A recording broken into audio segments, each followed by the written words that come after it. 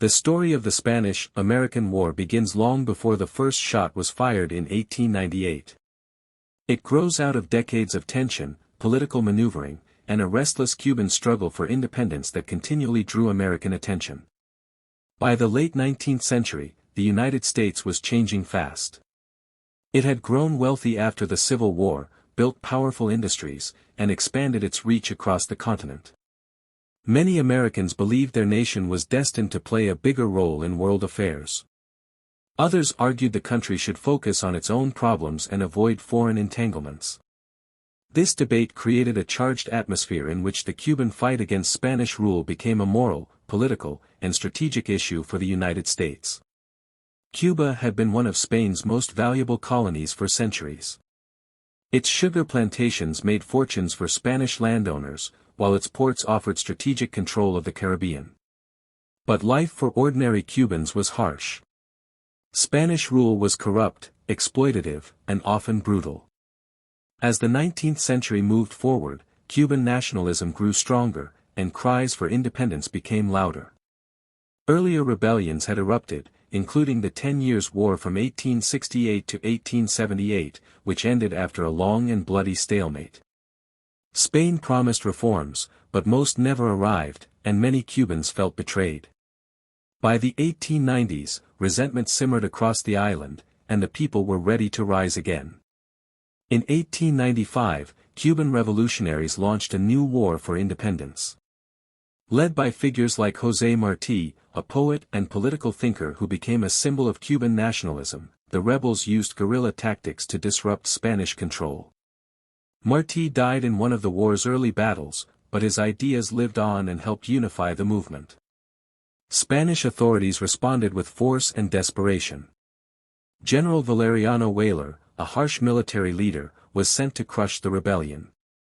He implemented a policy called reconcentration, forcing The American squadron under Commodore George Dewey approached Manila Bay in the early hours of May 1, 1898. The ships moved quietly through the entrance channel, guided by charts and limited moonlight. Dewey had trained his officers well, and the fleet advanced without panic or confusion. Most of the sailors stayed at their battle stations while the crews prepared the guns. The Spanish fleet at Manila, under Admiral Patricio Montojo, was anchored near Cavite, close to shore. Montojo understood his disadvantages. His ships were older, slower, and lightly armored compared to the American vessels. Still, he intended to fight with the honor expected of a Spanish officer. As dawn approached, the American ships steamed forward in a line, their silhouettes barely visible in the dim light. Dewey stood calmly on the bridge of his flagship, the Olympia. He watched the shoreline fade into view as the sun began to rise. When his officers informed him that his ships were within range, he gave a simple order that would echo through history: "You may fire when you are ready." The American guns opened up, sending shells toward the anchored Spanish fleet. The echo of the explosions rolled across the bay. The Spanish ships returned fire, but their gunners struggled with outdated equipment and shorter-range weapons. The American vessels stayed in constant motion, circling the bay in repeated firing runs. The battle quickly turned into a one-sided fight.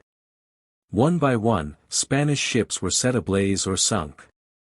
The Americans suffered minimal damage and few injuries, while the Spanish fleet was effectively destroyed. By late morning, the battle was over. Dewey allowed his men a brief rest for breakfast before finishing the job by silencing the remaining shore batteries. The victory stunned the world. It was swift, decisive, and signaled that the United States had become a modern naval power. News of the triumph in Manila reached the United States days later through telegraph cables. America. After the fall of Santiago, the United States found itself in a stronger position than ever. The destruction of Admiral Cervera's fleet removed Spain's last serious naval presence in the Caribbean. The surrender of Santiago's garrison meant that the main Spanish stronghold in Cuba had collapsed. But even as Americans celebrated victory, the reality on the ground was far more complicated. Disease swept through the American camps, Cuban rebels worried about being sidelined, and the United States prepared for new operations in Puerto Rico and beyond. The American army around Santiago had been hit hard by tropical illnesses such as malaria, yellow fever, and dysentery. More soldiers were being carried to field hospitals each day, and many of those hospitals were poorly supplied. The heat alone was nearly unbearable, and the constant presence of mosquitoes made conditions worse. The men who had survived the battles of El Caney and San Juan Heights now faced a new enemy that moved quietly and relentlessly. Doctors tried to control outbreaks, but medical knowledge of tropical diseases was limited.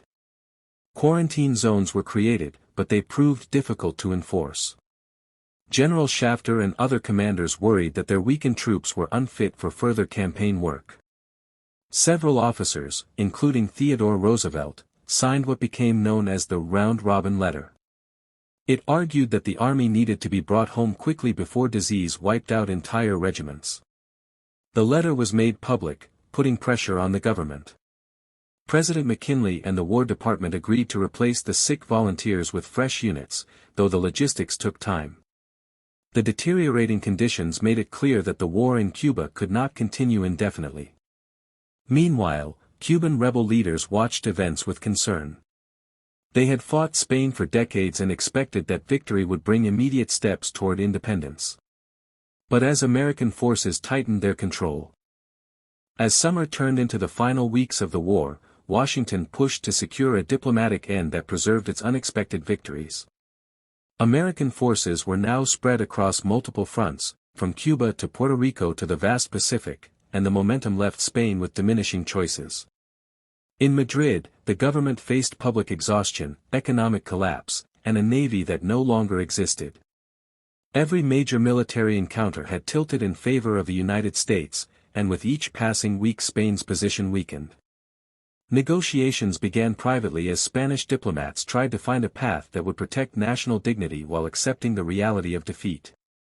The United States understood that the leverage was entirely in its hands. Still, the administration wanted to avoid appearing overly aggressive on the world stage. A quick war had transformed American politics. Anti-war voices who had initially resisted direct involvement now grappled with what victory meant. Some believed the U.S. had a moral duty to free oppressed colonies and then step back. Others argued that the country should take its place among global powers, maintaining long-term influence over important regions. These disagreements shaped the talks that followed. What emerged was a blend of idealism and ambition, each pushing the nation in a new direction.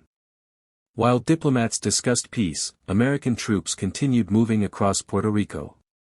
The campaign there was calmer than in Cuba, but it still required careful work. Local communities welcomed U.S. soldiers in many areas while fearing occupation in others. Puerto Rican leaders were unsure whether American control would bring reform or simply replace one imperial power with another. Soldiers on the ground, most of whom had never traveled beyond their hometowns, encountered cultures and customs they knew little about. Many wrote home describing the warm climate, the food, and the mixture of Spanish and Caribbean influences. Despite the uncertainty,